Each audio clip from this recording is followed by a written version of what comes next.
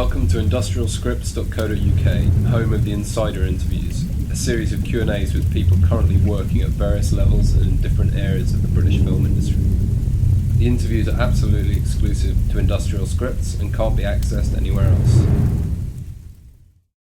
Into the blast furnace this month, we welcome leading literary agent Rob Crate of AP Watt. As a freelance script editor and consultant, Rob worked for many of the top film production companies in the UK, including Working Title, Pathé, Miramax and Ruby Films. He was subsequently hired by Working Title as a literary executive, scouting and acquiring books for film development, before joining AP Watt as a media agent in September 2000. He currently represents an impressive list of screenwriters and directors. This interview was produced by Evan Leighton Davis and edited by Steve McCarthy.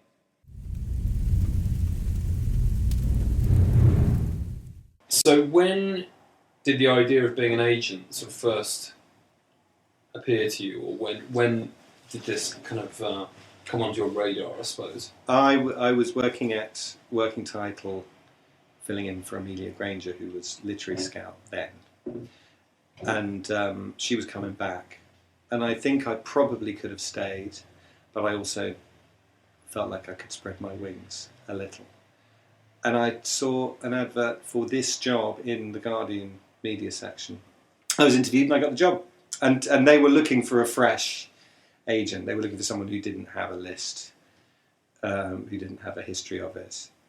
So I fitted in, and Nick Harris, who was running the department then, liked me and gave me a chance. So thanks to Nick.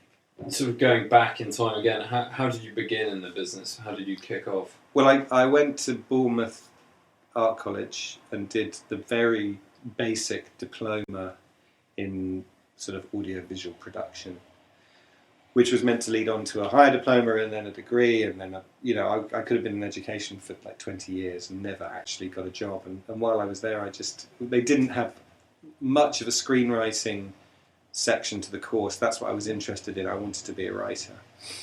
So I realised that I wasn't really going to get anywhere in higher education, so I finished the course and decided to try and work. And I got together with a bunch of friends. We tried to set up a production company and make a feature film. We did that for a while. We almost did it and then crashed and burned, but it was an adventure.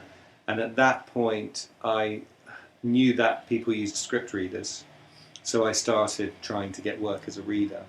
And my first job was working for Specific Films, which was Michael Hamlin's company, where he produced Priscilla, Queen of the Desert.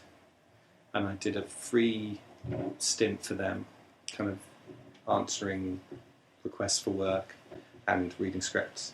And over the years, kind of worked on and off for various companies, like Rank I worked for, and I was I was writing to everybody. So I would write to people like Lee Magaday. She was at Polygram in those days. Like every couple of months, I'd write to her and say, "Is there any reading?"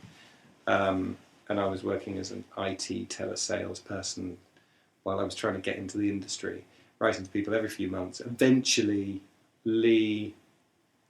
I think Lee was one of the first to give me a regular gig reading, and Rochelle Wilder, who was head of Pathé in those days, gave me a regular gig reading. And Lee kind of opened it up for me because she then introduced me to Chris Clark, who was at Working Title in those days, and then I got introduced to Pathé, and I was already working for Pathé. Hal, Miramax. So it eventually opened up. And it's legwork. It was legwork and knocking my head against a brick wall and writing to people all the time, which got me into it. As a screenwriter, but didn't get the cigar. Me and my writing partner had every single idea that went and got made into a feature film by other people. So we could have been contenders, but we weren't. So I'm the sort of classic example of the person who can't do it, so ends up, either representing the people who can or teaching the people who can, and I guess I'm doing a little bit of both. But it did take a long time. And it wasn't as crowded a marketplace then. I think it's probably a more crowded marketplace for people who want to do things like reading and script editing now. But it was still hard to get into it. But I'm finding that my contemporaries who were readers then are all doing pretty well for themselves. I mean, they've all achieved kind of positions of note within the industry, and that's kind of gratifying that it does. It's a great start. It's a great place to be when you're just starting. And it doesn't. I mean, if you're clearing a lot of scripts and novels a week, you can earn not bad money if you're young and don't need that much money.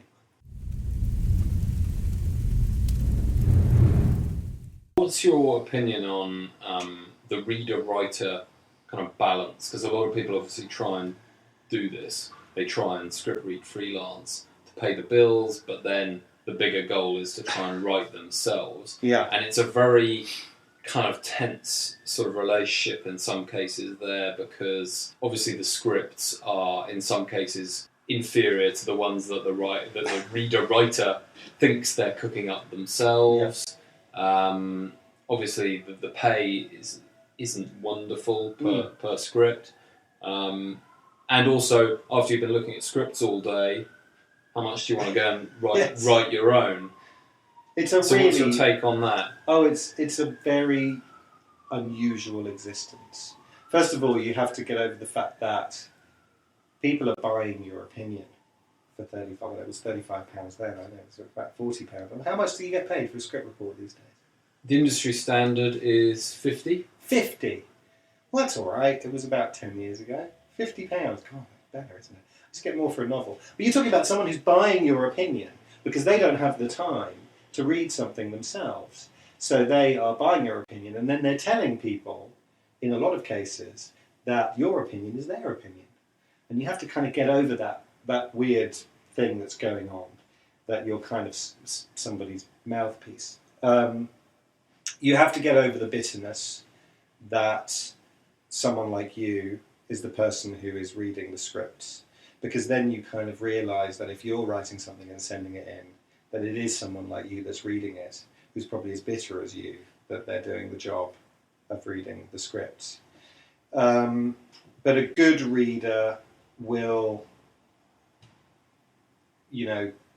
give something credit where credit's due, and will see a good script through and give it a good report. And I think that producers know when a reader is good and when a reader isn't kind of sort of dictated by their own bitterness and neuroses.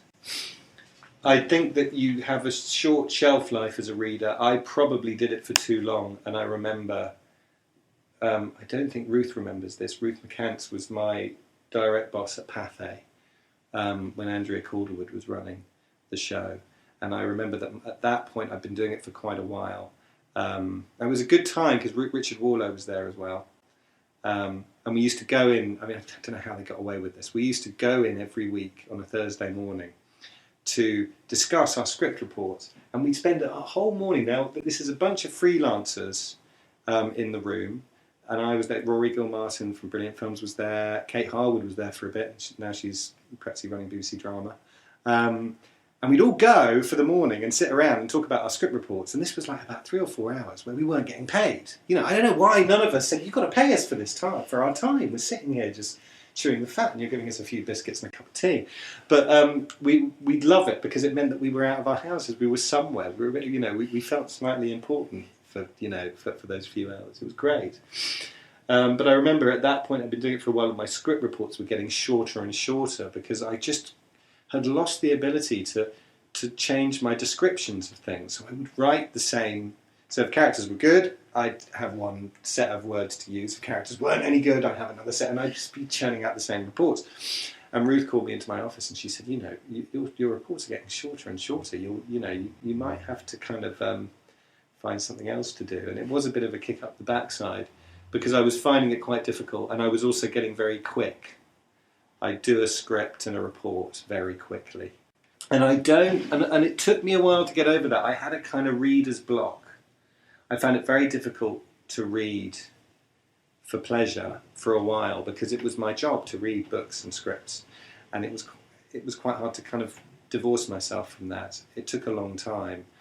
Even reading the paper was difficult because I just couldn't face it. So don't do it for too long. And try and vary it, I think, is the message, because it can be slightly soul destroying. I was lucky because Polygram became Universal, Universal became Focus, and it was a distribution company. So the quality of the scripts was very high because these were films that were being made or had been made and they were being looked at for distribution. Whereas Pathé were looking at anything from a first-time writer to a very early draft of a development proposition. And that's when it's soul-destroying, because these are not scripts which are going to necessarily be any good. So you're looking at it thinking, my God, I can do much better than this. But then again, maybe it's not really the point of the script to be that good, and you have to kind of look past that. And maybe some readers aren't prepared to do that, I don't know. And going back to kind of day-to-day existence right now, what's a typical day for you if one exists, and how do you balance your time? Because that appears to me one of the great challenges of being an agent or in talent representation is in that time balancing, and I guess particularly the pursuit of finance as well. Yeah. It's very and not chasing dead ends. Yeah. I'm lucky because my work here is extremely varied. So no 2 days are the same. And I couldn't really tell you that I have a routine as such. I represent screenwriters, I represent directors, I represent authors. Some of those may want to do television presentation, or they might want to do a play, they might want to do radio. There's all sorts of things going on all the time. So it's not just one thing. So really, it's a little bit like I'm flying by the seat of my pants, and whatever kind of shows up in front of me, I kind of deal with, which isn't the best way of running, sort of organising one's time, but often it's difficult not to do it that way because your email inbox fills up and you've got to deal with things as they come in. So I do have a list of stuff that I need to do, and submissions I need to make, and people I need to chase up, and relationships that I need to maybe build with people that I don't already know on behalf of a client. But essentially, I have to deal with the day-to-day, so it's hard to juggle. But, as I said, the job could be anything from sending a script out, calling people up about it, sending it, following up, making sure people have read it, making sure then that the client will have meetings off of it. So that's one particular task. Or we put together a list twice a year of all the books that we're representing, which involves compiling synopses and review quotes and making sure that these books are pitched properly in the context of the list and getting it done in time for the two big book fairs, which is London in the spring and Frankfurt in the autumn. So that's a very big job. Obviously, we have to be meeting people all the time. We have to be finding out what they're looking for, keeping an eye on the trends. So, as an agent, we might have to package a little bit more. So, if I've got a script, maybe I need to put it with a director. If I've got a book, maybe I need to find the writer and the director and put it together before it goes to a producer, or help the producer put that together before we then go to the financier. So we're having to do a lot more of the legwork now. And this is what I'm finding, and what everybody seems to be finding, is that you're doing a lot more work to create the same revenue that you used to do for, get for less work, basically. What part of the job do you enjoy the most, or take the most I hate it all. pleasure? I hate everything. No, I love reading something that I love still. If something lands on my desk, either by a client or something new that really gets me going, that is extremely exciting. Equally, seeing a short film or a feature film that that I really love, that gets me going. I think, like most agents, I get off on doing a good deal, and you've got to have a bit of that. I never thought of myself as a businessman or a negotiator, but having done the job for 10 years, it's definitely in me. And doing a good deal is a buzz, and I think all agents need to have a bit of that. And also getting something that you think you weren't necessarily going to get out of the deal, or and a lot of what we do is dealing with rights, because producers, broadcasters, they want everything, and you have to stop them from getting everything and make sure they just get what they need. and it's a constant kind of tussle over how much they're getting and how much they're paying for it. And that negotiation does kind of give you a buzz, and you've got to love that. You can't find that tedious, because that is a huge part of the job. And it's not just about kind of hoovering up talent and giving it to the world. That's part of it, but the biggest part of the job is making money for your clients and making sure that they've got a career and they're doing as well as they possibly can. And I do get a buzz from that. And which part of the job do you sort of enjoy the least? What could you absolutely do without? Once I've done the negotiation, I could do without having to do contracts, but that's just because that's kind of legwork, and that's like slightly being at school. But it's unavoidable, But I don't know, actually, there's not a lot about the job that I don't like, actually. I like it all. Could it possibly be that I like everything about my job? We have a happy man, ladies and gentlemen. I'm A happy with it. man. It is a great business to be in. It's changing. It's not the same as it used to be. It's harder at the moment than it used to be. But with the internet and video games and digital television and all the kinds of stuff that's happening, it can't fail to be an exciting time. And really, you've got to embrace it, and you've got to find your place in it. It's not going to be what we expect. It's going to be different. Mm-hmm. And it's changing all the time. Mm-hmm. So I think we've just got to stay on our toes, really. Mm-hmm.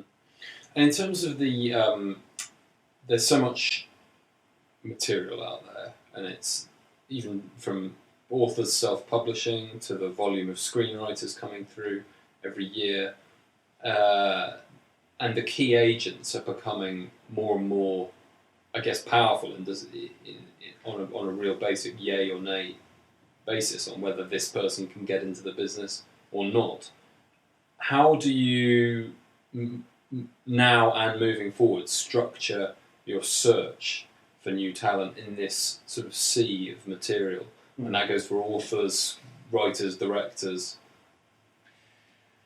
Is that search changing? Yeah, well, it's not necessarily changing. It's just about being careful about whether I take on anybody new or not. At the moment, I believe that it is a very difficult time to make a living as a screenwriter, and to a certain extent as an author. And I would prefer at the moment not to take on anybody who's totally fresh. I think there's an awful, and this is the spiel that I give when I'm doing talks and meeting new writers, is that you don't need an agent at the very earliest part of your career. And I would prefer to see someone who's done a lot of the legwork themselves, got a few credits, made a short film, met some producers, made some relationships with other talent, because then I know that they have worked for it a bit. And usually then those people are recommended to me. I don't have a slush pile. I don't let a slush pile come into this room. If you're recommended by someone I know, then I'll consider you, but I won't otherwise, because there's no other real check on that. And I can't. If I sort of open myself up to all comers, I would not do anything else. I would just be looking at new material, and I don't think there really is much of a place for it. There are, I mean, being brutally honest, there are enough. We've got enough writers in this country. So to break into that, even the really good ones are finding it difficult to work. So to break into that, you have to be not only good but resourceful and really proactive. And I think if you can show that to me, then that will turn my head. What are some of the most memorable deals down the years that you've concluded, or ones that really stand out as the big either headline, big or gave you a buzz? Or the big headline deal is that I sold a book to Tom Cruise. It was a big deal as well. It was a 6-figure deal, and they don't happen very often. It went down because the author had previously sold a book to Michael Mann, one of his very early books. And it was when Michael Mann and Tom Cruise, it was before they did that grainy movie. Collateral, the grainy movie. Yeah. It was when they were preparing to do that. And Tom Cruise was hoovering up books, and Michael Mann, we sent the book to Michael Mann because the author had this relationship with him previously, and he showed it to Tom Cruise. They loved it. It was about fighter pilots, about American fighter pilots in the Battle of Britain. It was called The Few. It was a sexy project, a sexy part for Tom Cruise, and they got Paramount. I think was it Paramount? It was in the days when Tom Cruise was with Paramount. Spent a huge amount of money on it. And they got John Logan, who wrote Gladiator, on it. And I think what happened was that they got a script written before the book was even finished, because it was on proposal. But that was, just in terms of being something that I could kind of bring out at dinner parties, you know, that was a good one.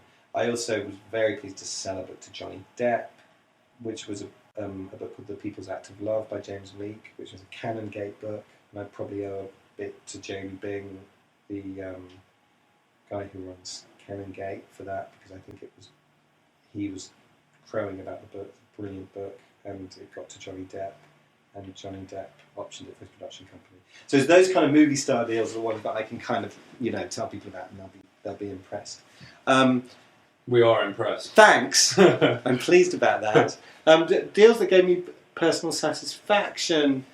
There's one at the moment which I'm really, really excited about, and it's Just William. We represent the estate of Richmond Crompton, and the books, the whole catalogue of Just William books was tied up for many years in a TV licence which expired, and I had a number of people kind of vying for it. And I just think I handled it well, and it's going to be on this year. It's, you know, we did the deal at the end of last year. It's Simon Nye writing.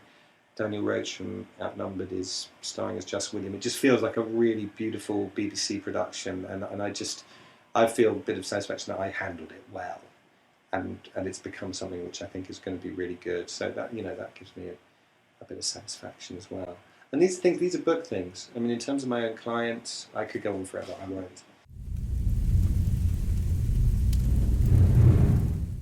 UK Film Council. Yes. What's your take on what's happened? As long as the money is there for film in this country, that is probably the most important thing. It seems misguided to replace one bureaucratic entity with another. When it's there, you may as well let it do what it does, but this is the decision they've made. And I hope that, A, the people who are there, who are good people, find places where they can do what they do, whether it's doing the same thing that they're doing now, but either at the BFI or somewhere else. I'm more focused on the fact that we need somewhere where people can go to get development money and production money and good help in developing their projects and producing their projects. We need a strong organisation that is involved with exhibition and distribution, all those things. And as long as they've got a plan, that's kind of okay. Finally, what advice would you give someone who wants to be an agent listening to this?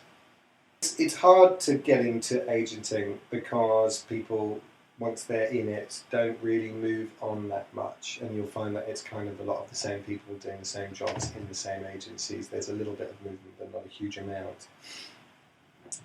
So the best way of becoming an agent is to actually go and work in an agency as an assistant and learn the ropes that way. I think I can't think of many agents that have come in my way. I was very lucky, and I kind of landed in it without really knowing what I was getting into. And fortunately, it was a good fit for my skills. And I've been here 10 years. It's a great place to work with great people who are brilliant at what they do. So I'm very lucky. And I don't think it's likely that would come up very often. But there are internships all over the place. There are assistant jobs that come up all the time. And that's the way, you know, most of the assistants are aspiring agents, and people will be moving up with, you know, starting to build lists. So that's really the way to do it. I can't think of any. I can't think of people will be scouring the Guardian and finding, you know, jobs as agents very often. Okay.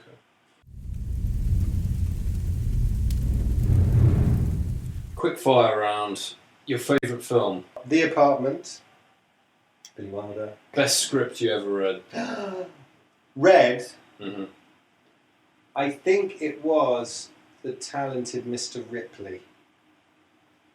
Good choice. Your favourite screenwriter? Living or Dead. I think Billy Wilder and I Am Diamond combo. A favourite screenplay? It's a Wonderful Life. Favourite director? Billy Wilder? It's one note, this, isn't it? It's one note. Scorsese as well. Yeah. Favourite performance by an actor? Al Pacino, Godfathers 1 and 2. Favourite TV show? Coronation Street. Michael Mann or Martin Scorsese? Scorsese every time. Man's overrated. Shane Meadows or Ken Loach?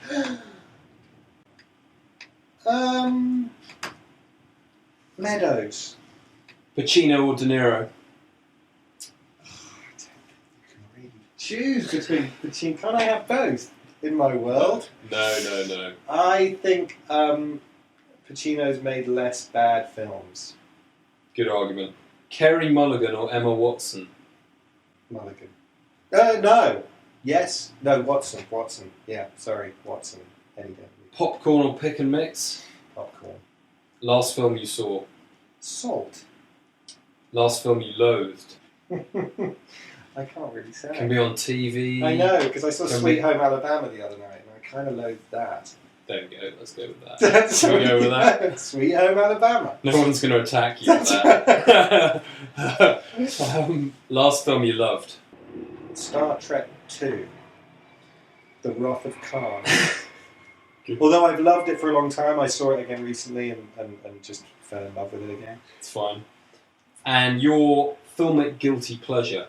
What movie? Star Trek 3, The Search for Spock. And your dream dinner party guests? Dream dinner party guests. Evil Knievel. Yeah, actually, I can look around at Abbott and Costello, Evil Knievel, Billy Wilder.